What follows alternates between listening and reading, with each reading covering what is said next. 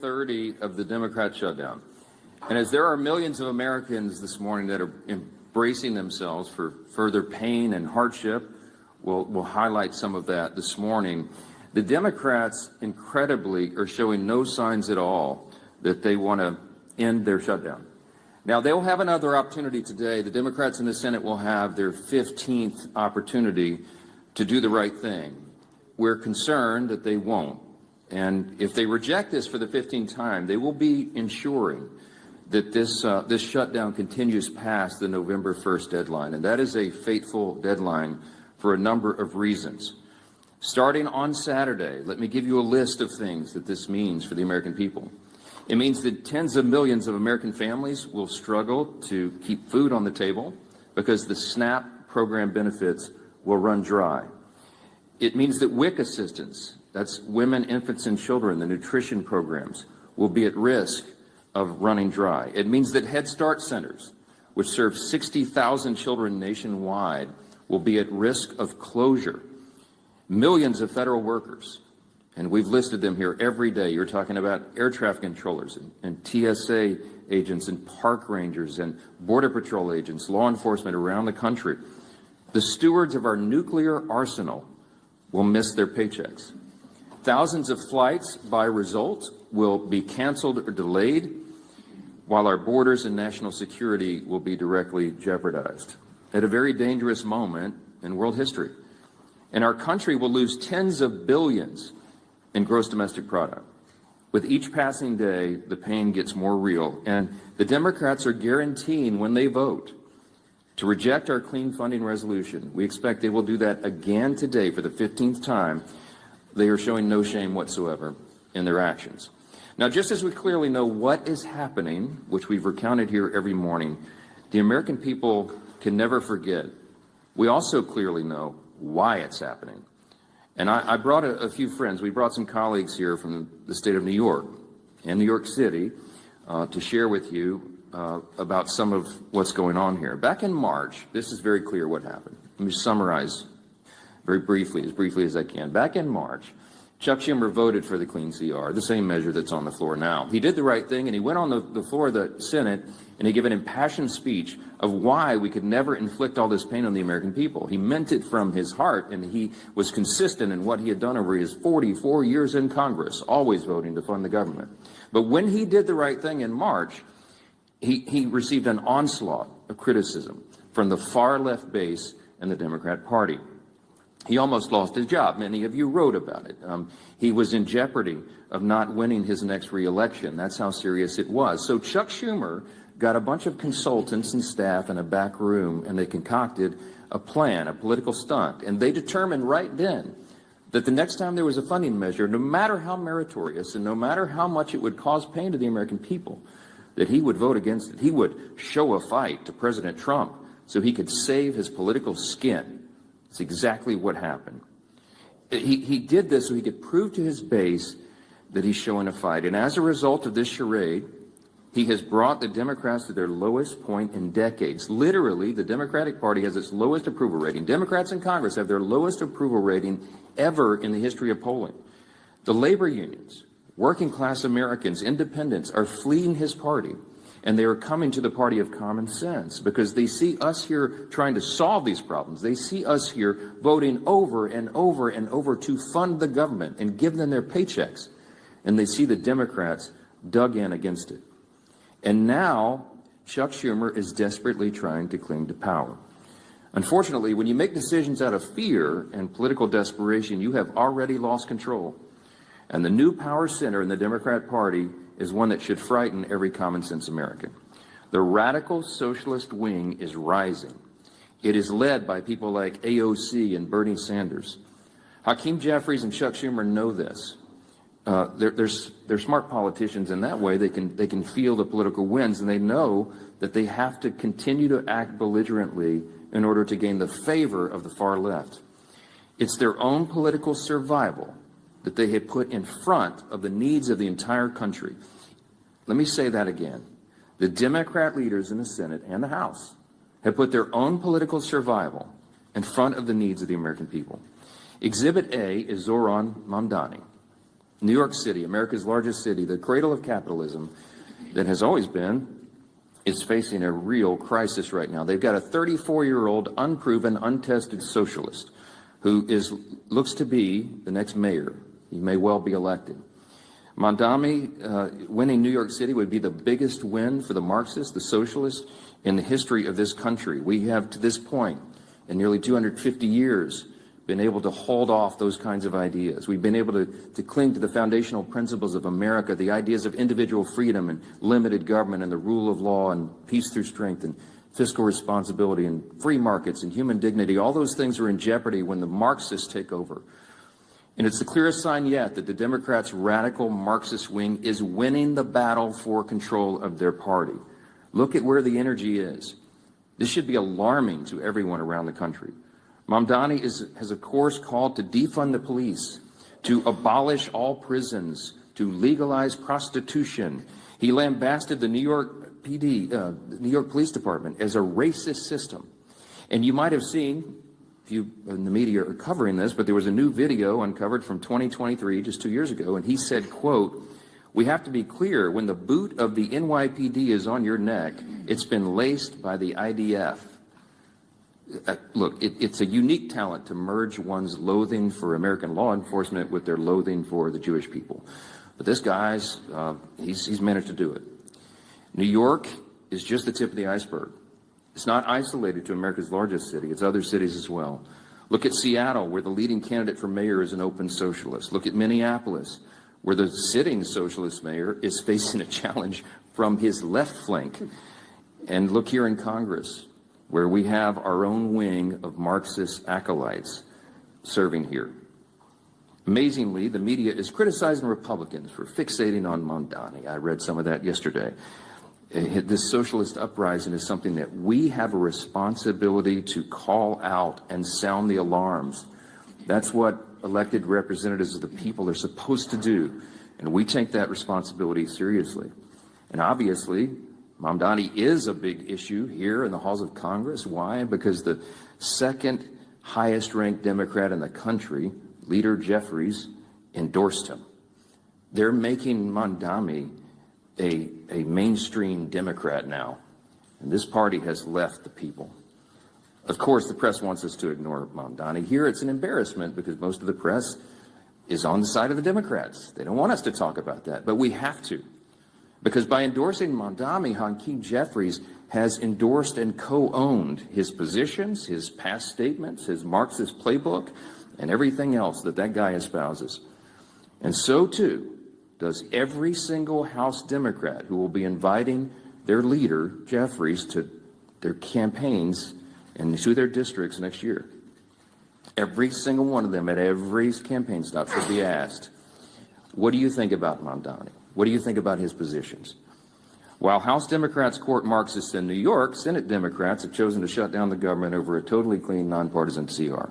It's the first time in history, in the history of this country, that any party has done that, has chosen, had the audacity to shut the government down over a totally clean, nonpartisan funding measure. They're bowing to the demands of their far-left base, and no one can deny that. The facts are very clear. The American people are intelligent. They understand what's happening here. We pray that the Democrats, at least a handful of centrists, if there are any moderates left in the Democrat Party in the Senate, we pray that they will come to their senses and they will do the right thing by the American people, that they will stop all the pain and that they will reopen the government. As I mentioned on Saturday, things are going to become very dire. There is one way out of this, the easy way, the obvious way, and that is for the Democrats to do their job and vote for the CR. Now, I mentioned we brought some of our good friends and colleagues here from New York to talk about the mess that the Democrats have created in the Empire State. Now, why are we focusing on New York? Because, again, it's a bellwether for the rest of the nation. If you're watching at home, you need to understand the dynamics of what's happening in New York, because you have to ensure that it doesn't happen in your city, in your town, in your state. And these folks are watching this, and they're fighting it. Our Republicans in New York are trying to hold the line. They're trying to defend what is great about this extraordinary and exceptional nation that we have. But they have a lot of headwinds, and they're here to share how this reckless shutdown is impacting everyday New Yorkers. And I'm delighted to bring up to the podium, before we get our leadership reports here, one of my dear friends and colleagues and classmates back from the 115th Congress when we came in as freshmen together, Congresswoman Claudia Tenney, who is from the 22nd District of New York. She does an extraordinary job here for her state and for the country. Claudia, go ahead.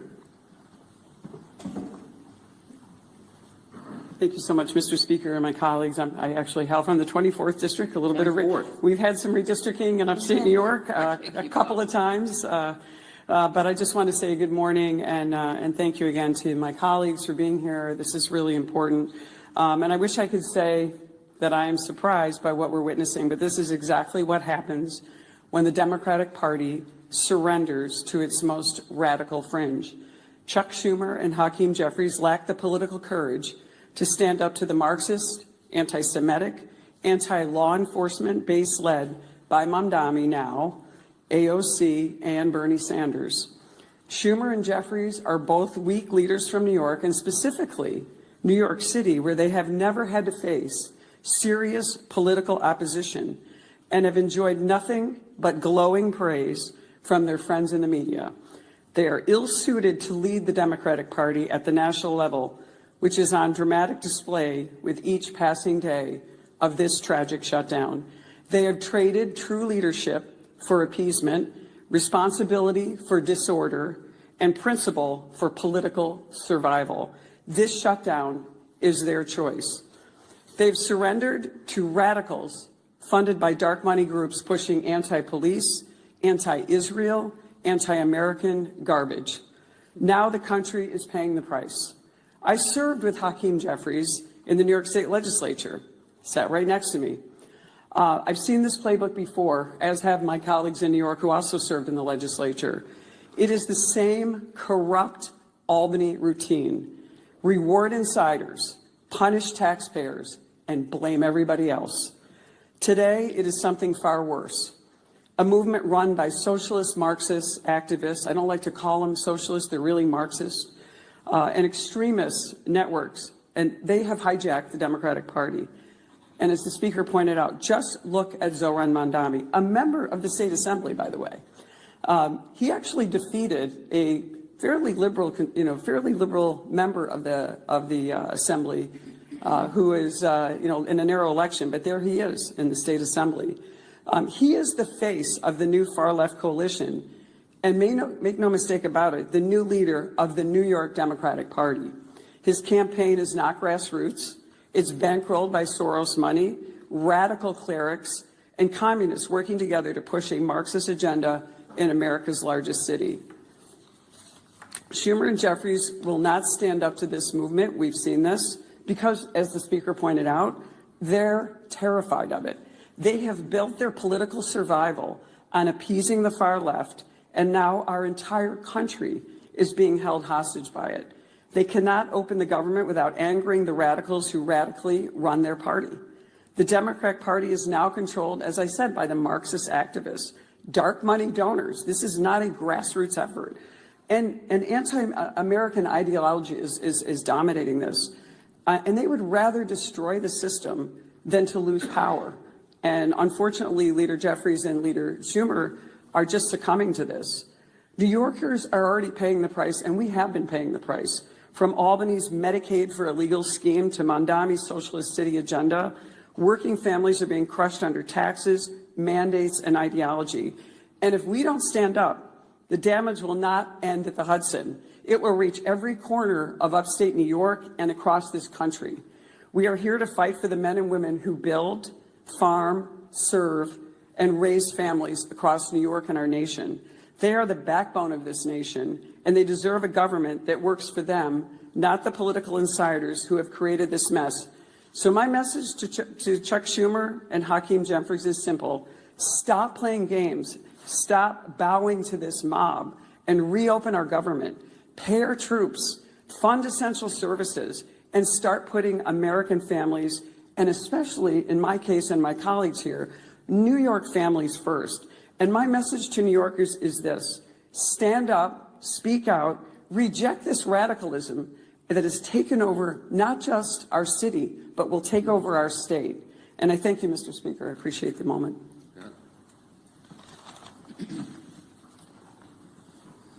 Well, thank you, Claudia, and my other colleagues from New York for coming. And it's so sad to see what's happened to that great state of New York. But if you go back to November, when President Trump won an overwhelming victory to come back as president, defeating Kamala Harris, winning every one of the 7 swing states. In those months after, what you saw was this internal conflict within the Democrat Party. Who is the head of the Democrat Party? You heard it over and over. Some people are trying to raise their hand. A very, very weak bench of failed leaders, primarily governors from failed states, wanting to jump ahead of everybody else and claim the title. And yet, as the Democrat Party stayed that rudderless ship for months and months, because of this perfect storm, that the 2 top Democrat leaders in the House and Senate both hail from the state of New York. With the emergence now of Zohran Mamdani, you have seen Zohran Mamdani quickly become the new head of the Democrat Party nationally, because Chuck Schumer, who is the head Democrat in the Senate, and Hakeem Jeffries, who's the head Democrat in the House, both hailing from New York, are scared to death of that far-left extremist, radical, socialist, Marxist movement in their own party, starting in New York. And because Mamdani has taken off there, it is affecting real people everywhere in America. Devastating consequences. We've talked about it over and over. You know, the last few weeks, we talked about the pain, the suffering that Democrats were causing to especially federal workers, our troops, air traffic controllers, every other federal worker who wasn't getting paid. Some, President Trump found ways to get paid. Others, there weren't ways to do the same thing, but the president worked overtime. Look at what the president did working overtime, at least doing his job, in China this morning. A historic trade deal with China announced, where they resolved some issues on tariffs. Our soybean farmers going to be able to sell more of their products into China. Critical minerals that we'll be able to get. All of those things President Trump continues to do while Democrats want to try to spew chaos around the country. But the harm to families, as we've been talking about, while real, is unfortunately going to get worse. And we've been telegraphing this for weeks, pleading with our Democrat colleagues in the Senate. Just five Democrats need to get the courage to end the shutdown. And only they can do it. They know that. And what are those consequences? We've been talking for weeks. Coming this weekend, Saturday, 42 million SNAP beneficiaries will lose those benefits. Those cards are going to go to zero. When they go to the grocery store to try to put food on the table, there will be no money in those accounts. And what is Chuck Schumer going to tell those families? It's no longer hypothetical. It's no longer theoretical. It's real suffering and pain, and they know that. We've given you the quotes over and over these last few weeks. They admit they are causing suffering. They're using the American people for leverage, and they just don't care. But I think they're going to start hearing more and more from people. There's some people we've been hearing from. The National Veteran Advocate, his retired U.S. Army Sergeant Eric Donahoe, said this, quote, "The decision to vote against advancing the CR is now causing financial harm to families who serve this country." He went on to say, quote, "When I spoke with Democratic staffers that I know they called this shutdown a political opportunity. They think the more Americans hurt, the more power they gain. They even bragged about it," Donahoe said. Quote, "This isn't a headline to us. It's rent, it's groceries, it's mental health, it's stability." And of course, you've heard just a few days ago, we had the National Air Traffic Controllers Association and the American Federation of Government Employees demanding that Democrats pass the clean CR. More and more, you're seeing this growing chorus of people from all corners, including Democrat corners, telling their own party leaders, stop this madness, end the madness, and vote to open the government. But again, this weekend, it gets even more painful, more suffering that they will impose if they keep this madness up. And so I'm going to try to find 5 Democrat senators. It's all we need is 5. So let's start with John Ossoff in Georgia. Starting this weekend, over 1.3 million enrollees in SNAP in his home state of Georgia lose their benefits. 1.3 million, Senator. What are you going to tell those families if you vote no today? If you vote to take their food away this weekend? That's what your vote means today. 109,000 federal workers in his state of Georgia. Of course, the largest airport in America is in his home state of Georgia, and they're already experiencing flight delays in Atlanta. 231,000 women, infant, and children will lose their benefits in Senator Ossoff's home state of Georgia if he votes no today. Think about them when you're casting that vote. Senator Warner in Virginia, 825,000 SNAP enrollees in his home state of Virginia. 189,000 federal workers. Don't come up here and give some speech lamenting about the hardships those people are facing when you're the one voting to impose those hardships. You can stop that today by voting yes. 107,000 women, infant, and children will lose their benefits in Virginia if Senator Warner votes no.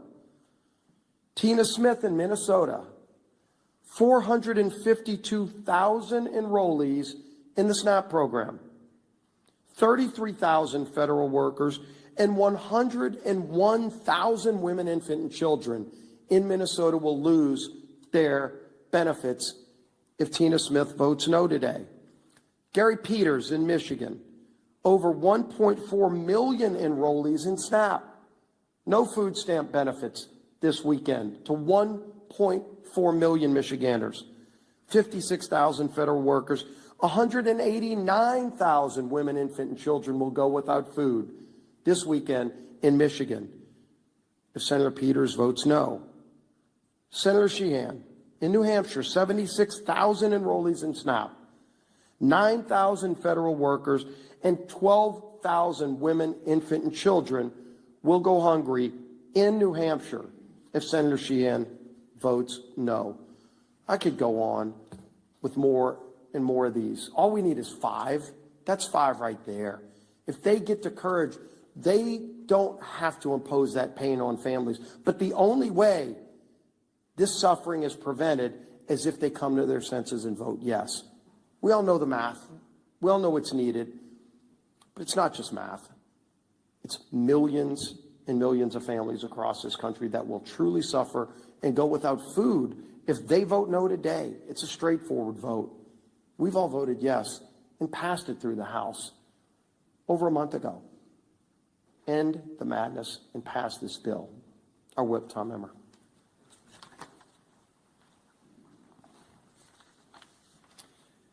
We are officially 30 days into the Democrats' needless government shutdown. 30 days that millions of federal workers have gone without a paycheck. 30 days that critical telehealth services and in-home hospital care programs have been put on pause for the vulnerable Americans who need it most. 30 days that our national security has been put at risk due to staffing shortages. Not to mention the SNAP benefits that you've heard our leader go through in detail that will be cut off for more than 40 million low-income Americans if the Democrats fail to reopen the government before Saturday. It's been 30 days of pure obstruction from Democrat lawmakers who care more about appeasing the radical Mamdani and Omar Fata wing of their party than reopening the government for the people they were elected to serve. Americans are hurting. Families are turning to food banks. Major airports are issuing ground stops. But the Democrats don't care.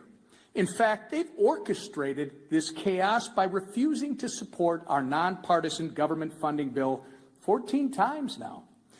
And for what? So that they can kowtow to the people like Kami. And I will just say to my great friend and colleague, Claudia Tenney, socialists are now the moderates in my grandfather's Democrat Party. These are communists and Marxists. They are kowtowing to the people like Kami Mamdani ahead of the election. People are struggling in the meantime to put food on the table, and the Democrats are too busy playing politics to do anything about it. It's disgusting, and it needs to end. I say it every day when we do this. Remember, all we need is 5 Senate Democrats to come to their senses, break ranks with Chuck Schumer, support our clean CR, and reopen the government. It's past time for Democrats in Congress to get serious and do their jobs for the people they were elected to serve, not for the communist mayoral candidate in New York City, our conference chair. Thank you. Kami Mamdani, that might stick. That might stick. Well, good. Yeah, the truth hurts, right? Works. Works. All right. Well, this Saturday, SNAP benefits run out for 42 million Americans. 42 million Americans, the SNAP benefits will run out. Let me say it one more time and let it sink in. 42 million families, including thousands in my home state of Michigan, could lose the ability to put food on the table for their families. Why? Because Democrats choose to use their pain and their hunger as leverage. Leverage for more wasteful spending, leverage to satisfy their radical base. And what are Republicans doing? Republicans did their job and are going to continue to do our job. We voted for a clean, responsible bill to keep the government open and fully fund SNAP. So let me be very clear. Republicans voted to continue funding for SNAP and continue to have families have the ability to feed their families. Democrats voted to take food off the table and voted to discontinue SNAP benefits. It is that simple. Democrats voted to shut it down, and they voted to deny food assistance to 42 million Americans. And they voted that way more than a dozen times. Just so y'all didn't get confused, they wanted to make sure that they rubbed it in your face more than a dozen times that they wanted to stop the SNAP benefits. Not just once, not just twice. They wanted to make doggone sure you knew they voted more than a dozen times to kill the SNAP benefits, to take food off your table. Just so you're clear. And let's remember, they did it, and make sure that we don't forget, and let's make sure we remind them who voted to keep food on the table and who voted to take food off the table. Because at some point in time, they're going to reverse what they're talking about and do what they normally do, and that's try and blame us. But let's hold them accountable for once to the votes that they've taken. I can assure you I will. I met one of these recipients last weekend while I was volunteering at a food bank in St. Clair County. His name was Jim. Jim's wife is a teacher, and he's a retired auto worker. They rely on SNAP to help cover the cost of groceries. Jim waited in line for more than 3 hours because he knows he won't be getting his benefits. That's what he told me. But you know what he told me? I thought this was very insightful. He told me, thank you. He told me, thank you for all you're doing to keep the government open. He also told me to please talk to our senators and ask them, since they voted and they campaigned on being moderates and reaching across the aisle, to fulfill their campaign promises and stop using families like Jim as leverage and care about the people that they were elected to represent. I also spoke with a woman who recently lost her husband. She's now raising her grandkids and told me she's never needed help before, but now she's struggling to afford groceries. These are real people struggling, real people that Republicans are actually fighting for, and real people that I am fighting for. Jim is not leverage.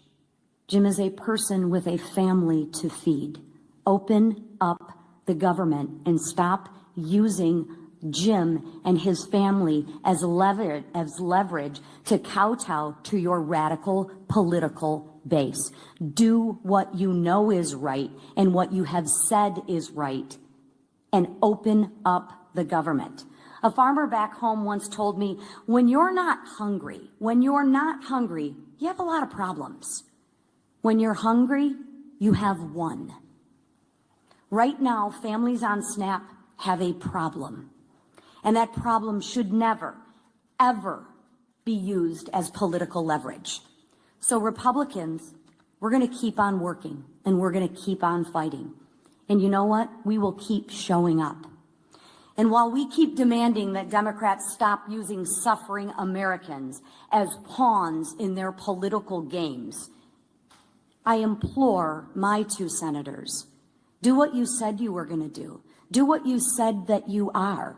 You've reached across the aisle. You're moderates. You care about people. Well, show that in your actions and vote for a clean CR for families like Jim who you represent. Please, they are counting on you. And every no vote means that you are keeping food from their table. So please, it is time to pass the clean CR and actually put the people who you represent, Americans, first. Thank you. We'll take a few questions. I just want to thank again our colleagues from New York, LaLota and Lawler, Garbarino, Langworthy and Tenney. It's a difficult job to hold the line in that state, but they do it very, very well, and we're grateful they're there, and that there are so many common sense New Yorkers who still believe in freedom and in the greatness of America, and they keep sending us patriots like this to do the job.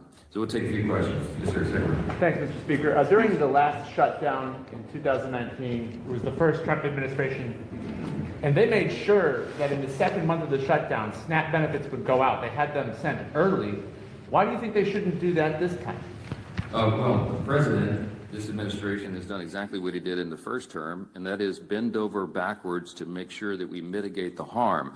We explained here yesterday that any administration in a shutdown scenario has figuratively a control panel of pain dials. In the Obama administration, 2013, when they shut it down, they turned all the dials to 10. They wanted it to hurt. And so remember, famously, they put the yellow crime tape around the World War II memorial and prevented aging veterans from going and visiting these landmarks. They made it hurt. President Trump has done exactly the opposite. I mean, he's done everything he can. He's ordered all of his cabinet secretaries to mitigate the harm. So, for example, as you know, with WIC funding, they found a way to fund that with tariff revenue. We found a way to pay the troops once already in October, hopefully at the end of this month by moving money around. But it's very difficult to do. Those are not inexhaustible funds. When it comes to SNAP, some of the Democrats have argued that you can use this contingency fund, but the truth is there's no legal mechanism to do it. Unlike with WIC funding that was attached to a 1930s era statute that was related to tariff funds because it was related to nutrition and food coming over the border, there's no such legal avenue to give SNAP funding now. It doesn't exist. The problem is the contingency and the authority to do that was voted down in the CR when the Democrats themselves did it. So the president has lamented this. He has informed USDA and everybody. Do as best you can, but the money doesn't exist to do it. The simplest way to end the pain and the simplest way to make this stop is for the Democrats to do the obvious and right thing and vote for the nonpartisan funding measure so that we can turn everything back on. Then we will get back here, and then we will debate all these other extraneous issues. But right now, the first job of the government is to keep it in operation and take care of the people who depend upon all these services we've articulated today. It's nonsense, and it has to end, and you should be asking them the tough questions, why they're willing to inflict this pain on the people for their partisan political purposes. Yes, ma'am. Mr. Speaker, some more moderate Senators Murkowski, Peters, and Shaheen have said the discussions on how to end the shutdown have picked up this week. Are you writing on those? How do you feel about them? And specifically, how do you feel about the idea of ACA subsidies working as a ACA subsidy will work. Look, I'm not surprised that the conversations are turning up in earnest. I mean, when you're talking about the handful of centrists and moderates that are there, they feel the pressure of this. You have all the major unions now coming out, as we've noted, demanding that they do the right thing and get the paychecks flowing again. You have flights being delayed and canceled. It harms people on their nutrition and their food and everything else. And so this is not a surprise to us. We welcome them doing the right thing, but again, we don't have anything to negotiate because we didn't put any partisan Republican priorities on the CR at all. I don't have anything I can pull off of it to make it more palatable for them. So our urge and our plea to them is just do the darn right thing and open the government. And then we'll figure all the rest of these things out. We were always planning to have the debate about the COVID era subsidies and all these other issues in October, November, December. The COVID era subsidies don't expire until the end of December. There are all sorts of discussions going on about that, all kinds of ideas. I could give you dozens of them that have been collected just in the House Republican Conference. There needs to be massive reform. There need to be income caps. There needs to be the elimination of fraud, waste, and abuse in that program, which we think is rife in it, and many other things. So there's informal working groups going on as we speak. There's discussions being had amongst all the members, but we've got to get the lights turned back on here and get the services provided to the people so that we can come here and do the rest of the legislative job. Yes, ma'am. Would you be willing to fund part of the government for the full year, as some of the senators are discussing, without a CR to open them? These rifle shot bills that you keep hearing about deviates from the goal. We have one singular purpose, and that is to reopen and fund the entire government.